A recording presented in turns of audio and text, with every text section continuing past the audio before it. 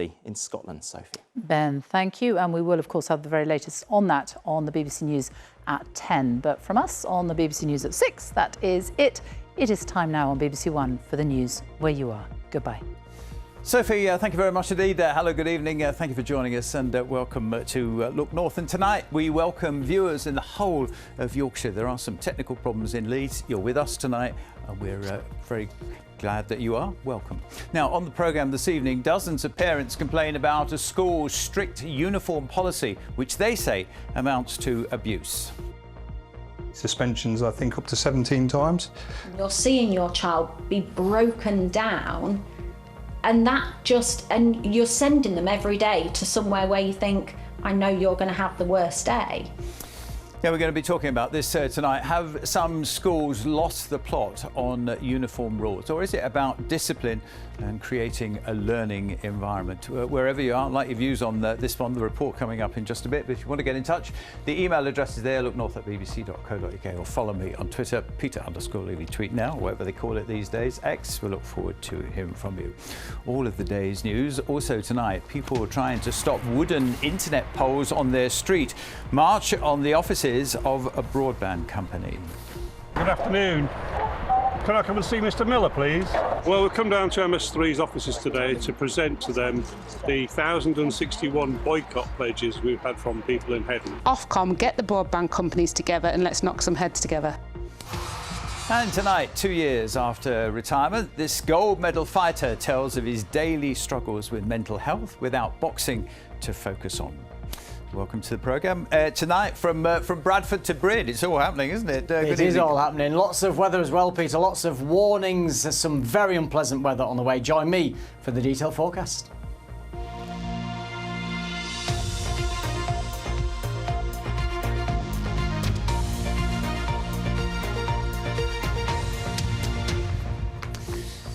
Yeah, school uniform rules and the way that children are disciplined has been one of our biggest stories over the last few weeks. Tonight we have a special report about one secondary school in Lincolnshire that has caused dozens of parents to complain. The King Edward VI Academy in Spilsby has been accused of institutional abuse by parents due to the constant use of suspensions and exclusion rooms.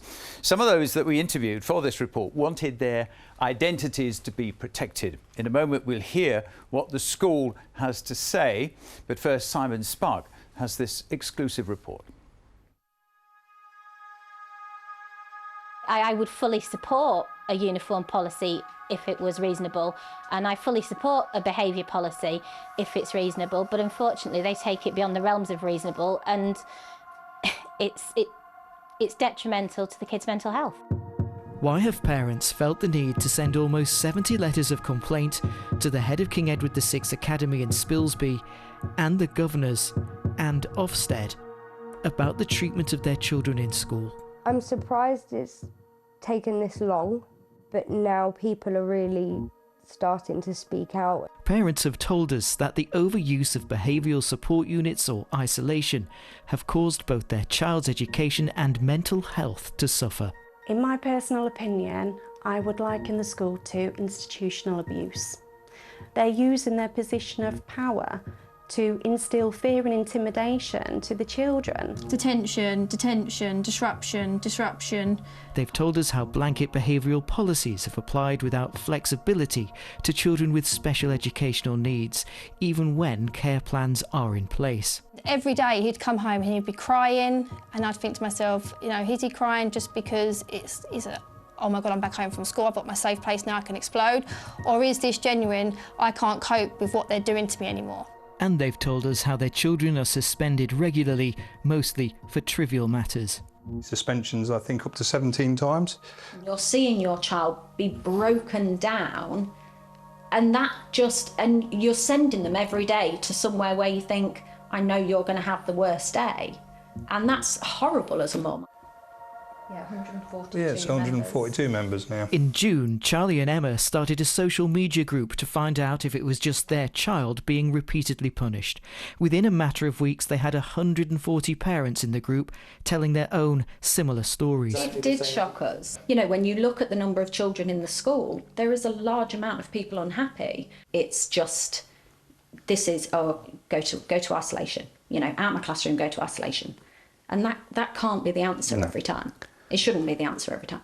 Yeah, it's absolutely awful. Every time my phone rings, I'm wondering what now, what next. Both Gemma's children had been suspended when we interviewed her. Her daughter suspended because she went to the toilet without permission. The situation escalated because she has a medical pass to be allowed to use the toilets within school time and lesson time, and was told that she wasn't allowed to.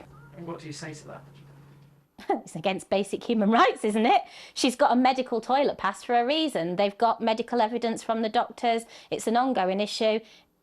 Why would you refuse a child to be able to go and use the facilities who has a medical need to do so?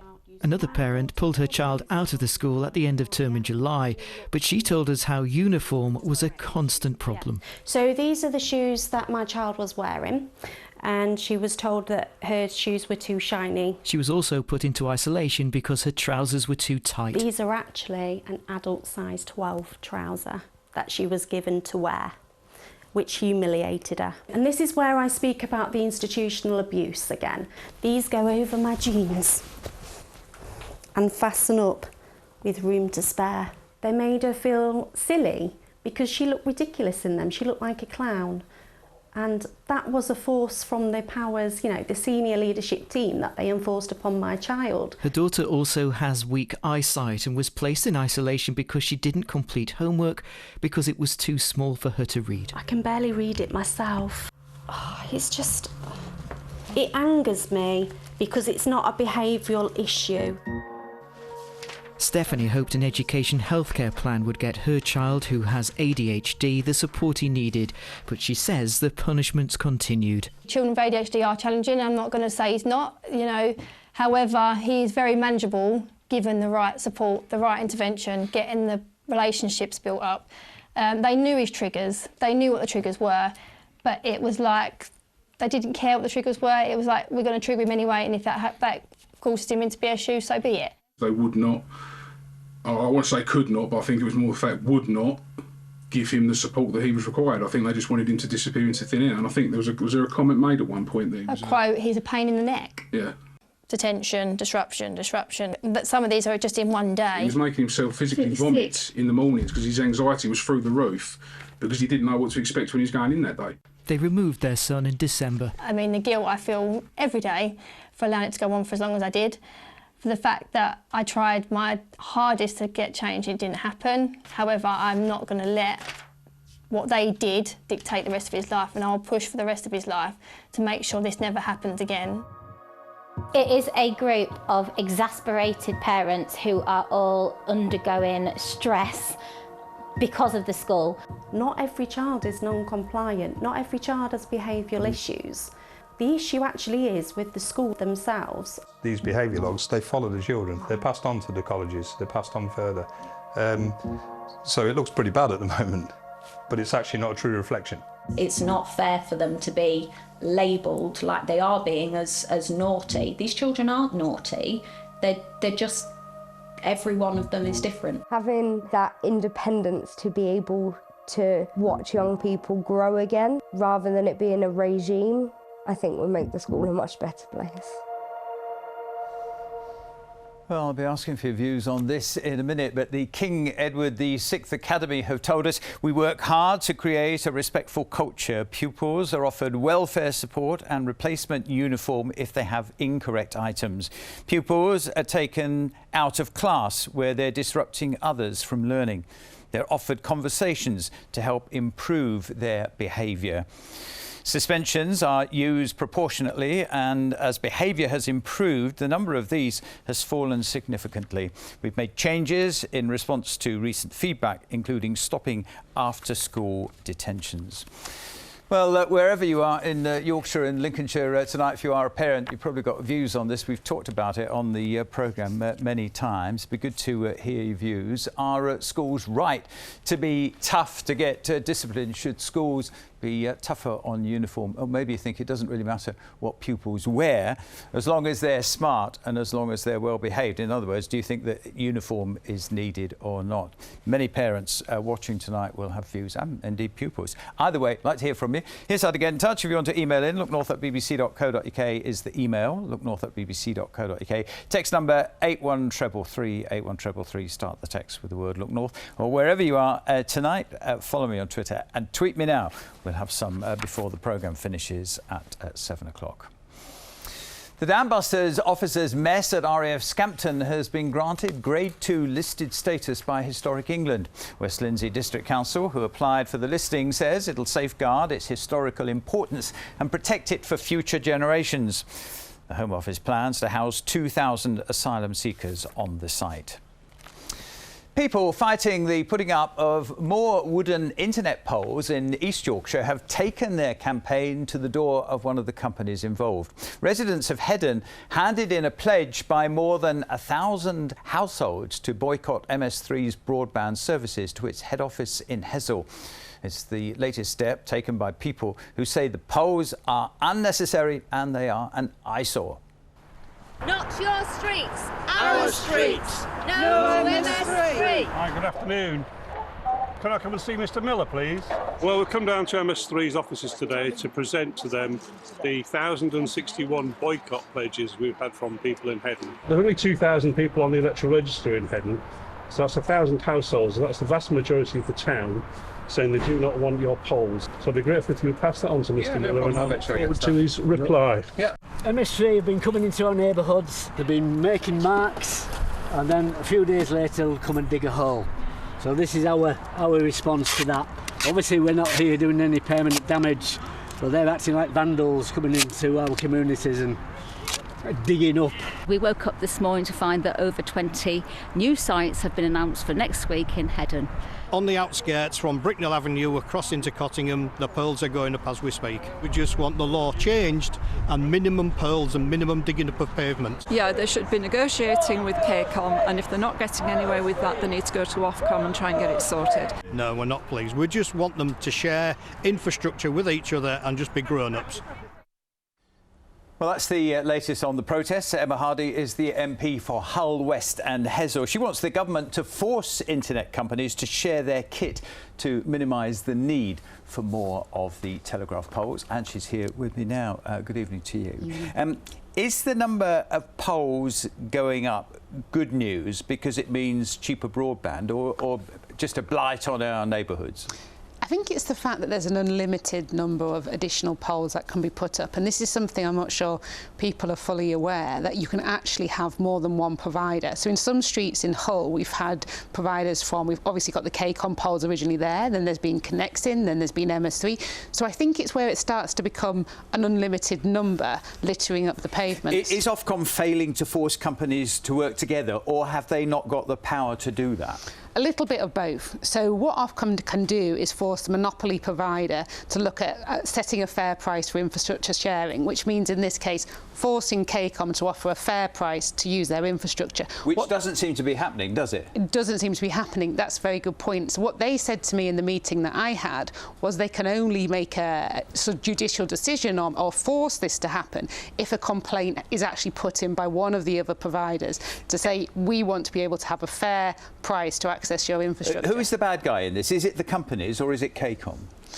I don't think you can say it as simply as that. I mean, some of the companies are saying we're offering an alternative when there hasn't been an alternative for years. But what we need is, we need a regulator with teeth. We need Ofcom to come in and literally, bang some heads together and say, we need to have a sensible solution to this. You cannot have a street with 3 different poles down it. And everyone would agree with that. But MS3 said a few weeks back it didn't seek permission due to the costs involved and the times taken. That's pointing the finger at KCOM. KCOM insisted last week they'd not received any requests from any rivals to share. So it's so complicated. It is, and this is where you need the regulator to step in and actually look at what's happening. But I think it's more than that. We also need to be looking at the planning permission involved in this. Now, the planning permission for poles is deliberately really relaxed. I've had so many residents say to me, I can't put a drop curb in, I can't put a driveway in, businesses can't put an A-board outside their shop, but you can stick a pole up without planning permission. So I think we need to be looking at that as well as Ofcom. But that's got to be the local authority. They should stop people having the chance to put poles up? Couldn't they do that? No. So the regulation's been set deliberately really lax. I mean, this is regulation back from 2015 from coalition government. It was put in a really relaxed way, with the idea being that we want broadband quickly.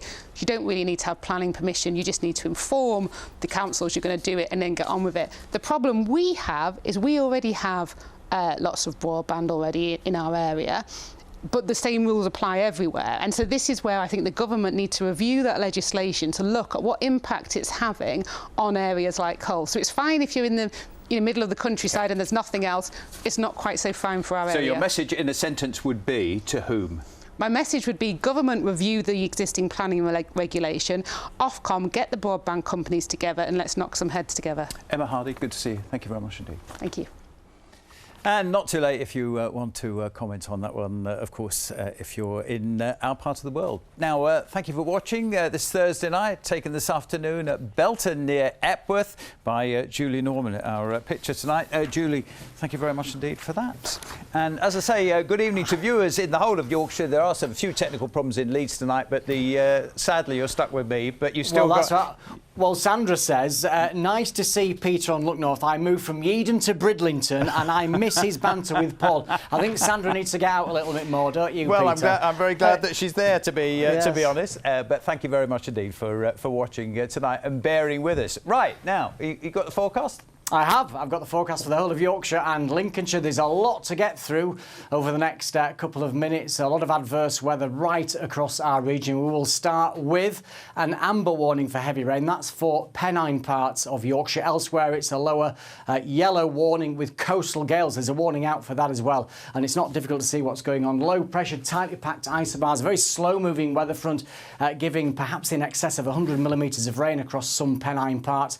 Just a bit of a respite. The rain eases off during Saturday. Sunday looks a bit better, drier and brighter, but the overall picture is an unsettled one. Let's have a look at the radar picture then. We've got a few heavy thundery downpours across western parts of the region, but we're looking down to the south, just coming up through the Channel, through the Isle of Wight, up through Hampshire. That's heading northwards through this evening and overnight. So many of us starting on a dry note, but we will see some showers and then longer outbreaks of rain. And the greens indicate some really quite heavy bursts coming in through the Wash, Lincolnshire, spinning around into South Yorkshire. Some localised flooding here by the end of the night. The wind will pick up to quite a mild night, actually. Temperatures around 12 or 13 degrees. So that heavy and persistent rain in the south gradually edges northwards through the day. A really unpleasant, wet and windy day. Clearly a risk of some flooding in places. The Environment Agency are keeping a close watch on things.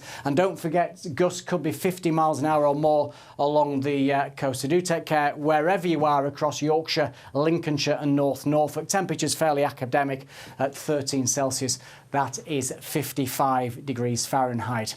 So that heavy rain persists into Friday night. Saturday, a little bit of an improvement in that the rain will be patchier and lighter in nature. Drier and brighter Sunday into Monday, but then it stays unsettled as we head through the rest of next week. Peter, that's the forecast. Nice forecast there for Julie in Yeadon. And let me remind viewers from last night. Have a look at this. This was last night with the weather map and Torksey, which you put on the map. Face. Yeah, you don't look very happy there, do you? Well, Ian Jeffries and a few others weren't very happy because Torksey is nowhere near there. You go 50 miles north and you'll be in the right place. Right, well, I'll blame my personal assistant. Just a minute. A note to Keeley, take a geography lesson. Assistant. There we go. I hope she's watching. I always like blaming someone else, Peter, you know me. Listen, if it was Roundale, Rotherham, you'd have it on, wouldn't you, and you'd get it right. Yes, indeed. Have a nice evening. See you later. Care. Bye. Now, the boss of TransPennine Express says the reliability of their rail service will improve because they're going to cut the number of journeys across the network. Overall services will drop from 320 to 300 a day. There will be improvements to the station in Hull, but the journey times to Manchester will increase slightly from December. Here's our transport correspondent, Spencer Stokes. Returning to work after the pandemic, passengers were met with a rail company in disarray. When trains weren't delayed or cancelled, they were frequently overcrowded. At one point last winter, only half of all services were running. So the government stepped in, nationalising TransPennine Express. The main problem, a huge backlog in driver training. And the solution from the new managing director, cut the number of trains, particularly between Leeds and Manchester. At the moment, we're operating around 320 services per day across the network. After December, we'll be operating around 300 services per day. So we've got a choice. We can operate 320 with questionable reliability, or we can operate 300 services per day with much more reliability, which people can depend on, a reliable service that will help win people back. Isn't that a real step backwards for an intercity train operator linking two of the biggest cities in the country? I recognise that people will feel that way. What I can tell you is that this plan to slightly step back the timetable in December will help to fix the business in the long term. It means Leeds-Manchester services will drop from 4 an hour to 3 at off-peak times from December. It's hoped reliability will attract customers back, like Rebecca, who we met in the spring. Frustrated with her Manchester to Leeds rail commute, she was having driving lessons. I've been driving consistently since June. It's transformed my life, if I'm really honest with you. It became a full-time job trying to track if and when a train was going to go. You would go to bed at night time, you would look at the train schedule and you would say, OK, I'm getting this train, it'll get me to work at this time. You'd wake up 8 hours later, you would double check it because you would have to, the train would be cancelled. TransPennine say they will reinstate the full timetable when the driver training programme is completed. That could be the end of 2024. The company is also confident that the timetable cut won't lead to overcrowding because some of their trains are longer. But it could take many months to win round sceptical passengers. Spencer Stokes, BBC Look North. Spencer, thank you very much indeed. And of course, we will follow the developments on that one over the months ahead. Now, the search for a new management team at Lincoln City Football Club began this morning. So after the head coach, Mark Kennedy, and his assistant, Danny Butterfield, were dismissed last night, senior staff at the club met players earlier to discuss the situation. We're very confident in the decision that we've made. We're sad to have made the decision that we've made, but our laser focus now has to be, first of all, Saturday, helping Tom and the players, but then beyond that is making sure that we have we execute the plan and that we drive this football club forward. Our commitment to them has been that we do everything we can to change the fortunes of this football club, not just in the short term, for the medium and long term, and effectively, whether people agree or disagree, that's why we've made this decision. And if you are an Imps fan, there's more on this on a Radio Lincolnshire podcast. Just search for on BBC Sounds for Hope and Glory, and it will be there.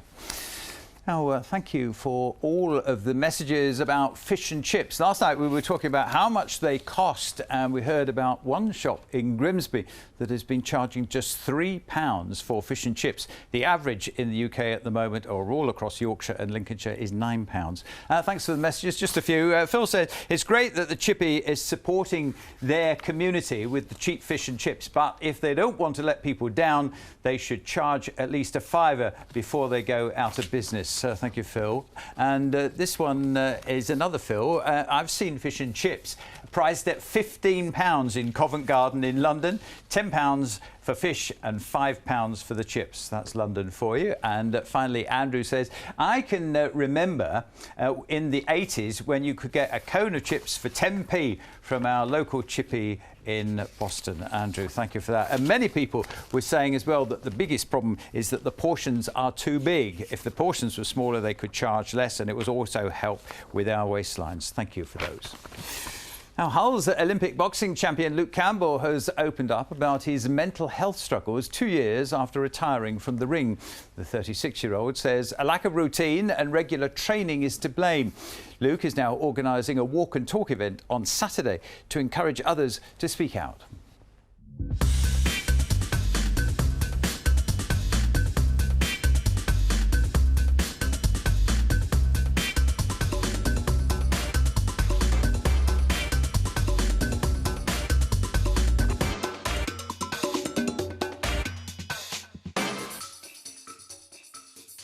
My name's Luke Campbell, MBE, Olympic gold medalist and one of the best lightweights in the world.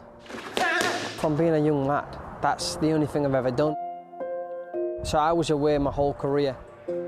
There was just me to look after, and then having to retire and be home all the time, fitting into family life, fitting into everybody else's schedule was challenging. That is really, really nice. I thought the best thing I ever could have done is just rest my body. I didn't understand the effects it would have mentally on my well-being and mental health, and it's took 2 years for me to sort of get back into my training, and it was only like 3 months ago I thought, do you know what, I'm going to start doing cardio again. And then the changes from getting back into my training, doing cardio again, has had a dramatically increase on my mental well-being and mental health. I think 95% of the boxers that retire from boxing will go through mental struggles, because it's such a solitude sport where you're on your own all the time. You've got aims and targets, your head is completely filled all the time. Now that's gone and I ain't got to think about every aspect of boxing, and my mind can start drifting off thinking about things that I shouldn't be thinking about. I think that was something I realised pretty quick. I guess if it weren't for the likes of, you know, my wife Lindsay and my kids, you know, I'd have been in a real difficult spot. But anytime I needed to have a chat, needed some advice, or needed a straight talking to or kick up the arse, she was there to give me that. You know, whether it was tough love and or a shoulder to sort of cry on a little bit, you know, it was there for me. If there is anybody out there that's struggling, please don't be afraid to talk up, speak out, come along on this walk. This is for you to say that you're not alone. Absolutely. Good to hear from Luca. If you want to take part in the walk and talk, they're meeting at Hessel foreshore at 8 o'clock on Saturday morning. Now, just a reminder tonight of our main story. Dozens of parents complain about a Lincolnshire school's strict uniform policy, which they say amounts to abuse. Cloudy and very windy with outbreaks of rain tomorrow, becoming very heavy and persistent at times. Just look at that map. That's the rain tomorrow. It's going to feel mild, temperatures up to 14 Celsius. That is 57 Fahrenheit. Now, on the subject of school discipline and uniforms, Emma says, I have a child at the school you've reported on. He has no problems at the school, and I feel that it is important that the school has rules. There is a lot of children in the school, and if there is no control, then children's learning will be disrupted. That's from a parent who's got a child at the school. Audrey said, this is a school with good Ofsted report. Maybe the issue is the parents. John's in Lincoln. It's time to scrap school uniforms, period. If not, keep them simple at least. Rebecca says, I think schools are going too far with uniforms. They're berating children for having incorrect uniforms like it's them that's paying for it. And Linda says that parents need to abide by the rules, then your children will not be penalised. Thank you for those. And thanks very much as well. Great to have viewers in Yorkshire with us tonight. Thank you for putting up with us. Your programme will be back to normal when we get sorted out tomorrow night at 6:30. Thank you for watching. Have a nice evening. Take care. Bye for now.